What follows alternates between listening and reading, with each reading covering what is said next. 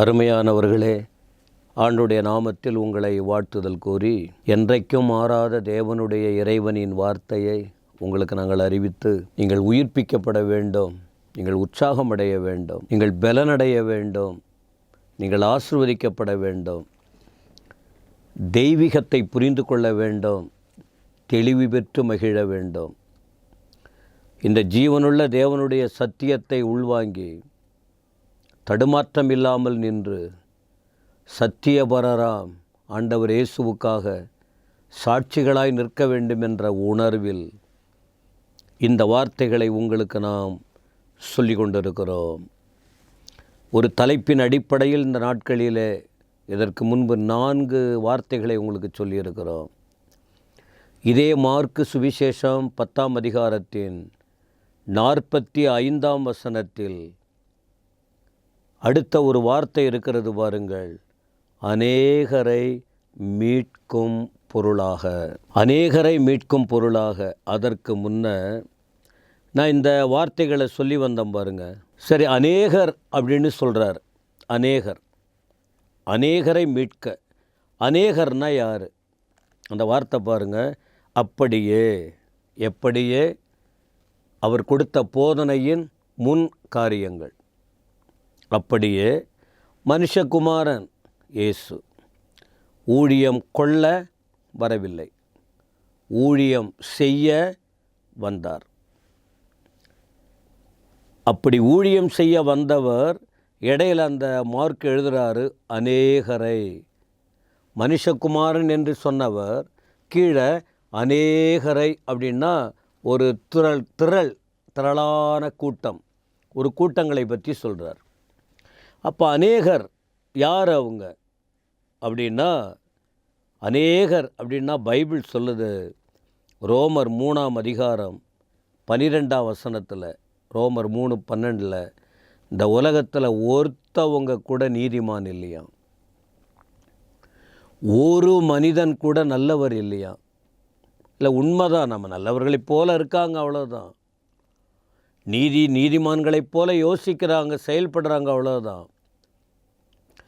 ரோமருக்கு நிருபத்தில் பவுல் எழுதின வார்த்தையை நான் சொல்லி கொண்டு இருக்கிறேன்.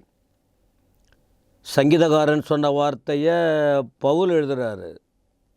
பவுல் சொன்ன வார்த்தையை உங்களுக்கு சொல்லுகிறோம். ஒரு மனுஷன் கூட நீதிமான் இல்லை.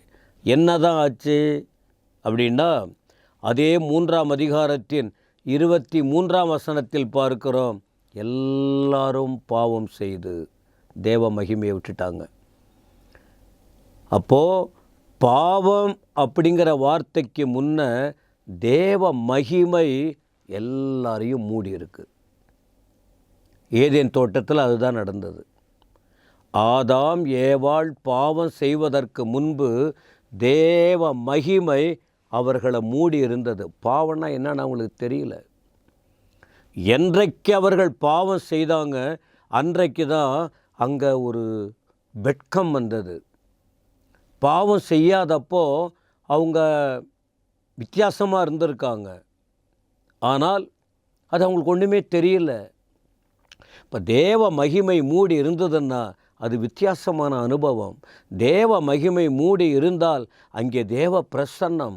தேவ மகிமை மூடி இருக்கும்போது அங்கே ஒரு சந்தோஷம். தேவ மகிமை மூடி இருக்கும்போது அங்கே தெய்வீக பலன். தேவ மகிமை மூடி இருக்கும்போது அங்கே எந்த குழப்பமும் இல்லை.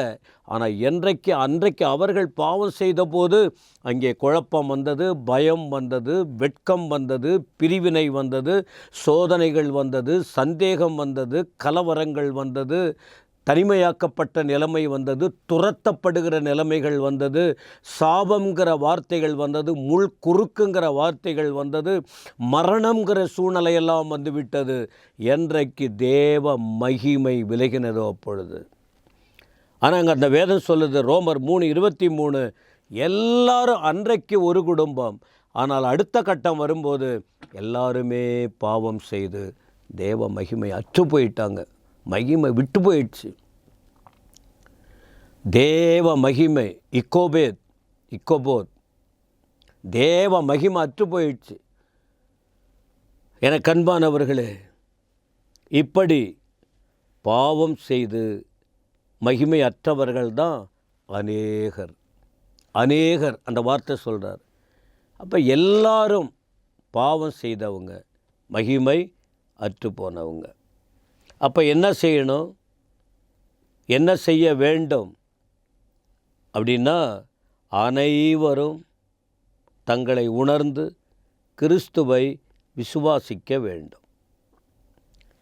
அனைவரும், அநேகர்னு சொல்லியிருக்க. அப்போ யாரெல்லாம் தேவ மகிமை அற்று போனவங்க, அவங்க எல்லாம், ஏன்னா ஆண்டவர் இயேசு ஊழியம் கொள்ள வரவில்லை, ஊழியம் செய்ய வந்தார். அப்படி வந்ததனால அவர்கள், அன்றைக்கு அவர்கள், இன்றைக்கு நாம் தங்களை உணர்ந்து யார்கிட்ட விசுவாசம் வைக்கணும்?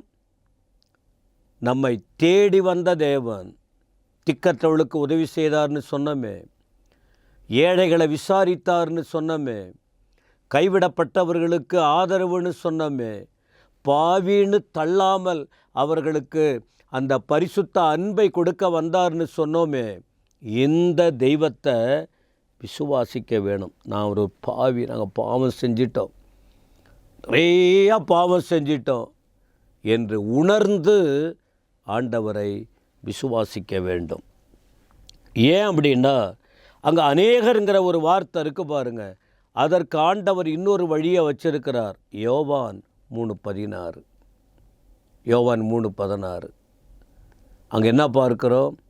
தேவன் தம்முடைய ஒரே பேரான குமாரனை விசுவாசிக்கிறவன் எவனோ அவன் கெட்டு போகாமல் நித்திய ஜீவனை அடையும்படிக்கு அவரை தந்தருளி இவ்வளவாய் உலகத்தில் அன்பு கூர்ந்தார். அதுதான் அநேகர். அப்போ ஒரு குறிப்பிட்ட தேசத்துக்காகன்னு இல்லையே, அநேகர், உலகம் முழுவதும். அப்போ ஆண்டவருடைய விருப்பம் என்ன? மனுஷகுமாரன் வந்ததின் நோக்கம், மனுஷகுமாரன் அனுப்பப்பட்டதின் நோக்கம், ஊழியம் செய்ய வைத்ததின் நோக்கம் அநேகருக்காக. அப்போ அந்த அநேகர் எங்கே வரணுமா? மகிமை இழந்து போனாங்க, மீண்டும் அவர்களுக்காக ஆண்டவர் வழி திறந்தார்.